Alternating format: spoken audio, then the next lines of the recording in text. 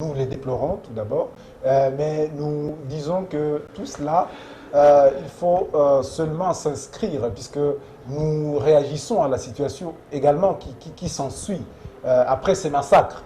Et il faut s'inscrire dans la logique de la Constitution, qui crée une espèce de contrat social entre nous et la classe gouvernante.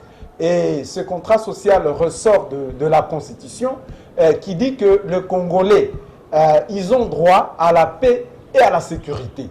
Et plus loin dans la Constitution, on dit que tout ce droit-là, donc y compris le droit à la paix et à la sécurité, s'impose au pouvoir public. Et en disant que ça s'impose au pouvoir public, c'est que là, quelque part, il y a un contrat social, puisqu'on dit le pouvoir émane du peuple. C'est nous qui donnons le pouvoir à cette classe gouvernante, et nous payons les impôts, et nous nous acquittons de nos obligations. Alors, nous disons que, je m'excuse, qu'à ce niveau-là, il y a un contrat social qui se crée entre les citoyens et la classe gouvernante. Et donc, la situation qui sévit à Béni, notamment les massacres, donc, ça relance cette question par rapport au droit à la sécurité et à la paix. Est-ce que nous jouissons réellement de la paix et de la sécurité? Non. Si nous ne jouissons pas réellement de la paix et de la sécurité, à qui la faute? Mais à celui à qui nous avons donné le pouvoir, l'impérium, si vous lisez l'article 5 de la Constitution. Nous donnons tout pouvoir émane du peuple. Nous avons donné le pouvoir à la classe gouvernante de nous sécuriser. Donc c'est à cette classe-là que nous devons demander la sécurité. On ne va pas demander la sécurité à quelqu'un d'autre.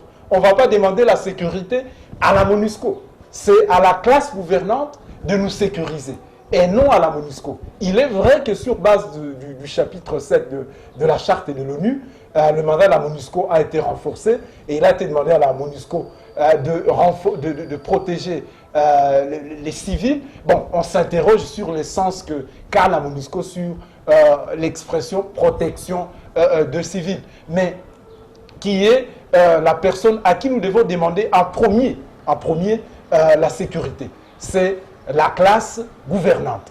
Et lorsque nous pensons que, personnellement, nous pensons que nos concitoyens sont tombés dans le piège des massacreurs, parce que nous pensons que les massacreurs ont essayé de détourner la vision, l'attention de nos concitoyens à s'attaquer à la MONUSCO.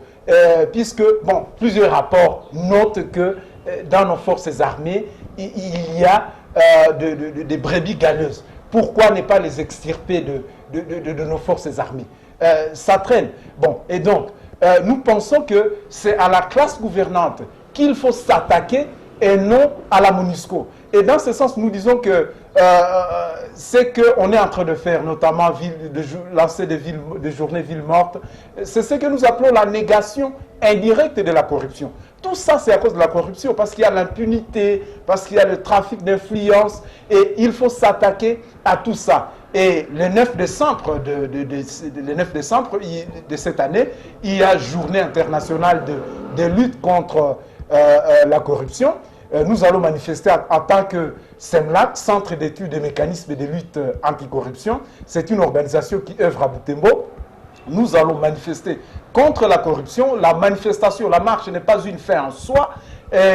On va continuer jusque même à aller jusqu'à en appeler à la désobéissance civile. C'est le tout dernier message que nous lançons à nos concitoyens, la désobéissance civile, puisque pour nous, l'arme la plus dissuasive, l'arme la plus lourde dont disposent les citoyens face à un gouvernement irresponsable qui ignore ses obligations, c'est la désobéissance civile et c'est une arme constitutionnelle, c'est consacré à l'article 28 de notre Constitution où on dit que tout Congolais, les Congolais n'est pas obligés, déliés du devoir d'obéissance lorsque l'ordre qui est donné tend à porter atteinte au respect des droits de l'homme. Et nous pensons que lorsqu'on demande de payer les impôts, par exemple, et pendant qu'en même temps, nous sommes insécurisés, ça viole gravement le droit de l'homme et que donc nous sommes fondés à désobéir, nous sommes fondés à résister. C'est le message que nous lançons à nos concitoyens et non à s'attaquer à la MONUSCO. Là, c'est tomber dans le piège. Là,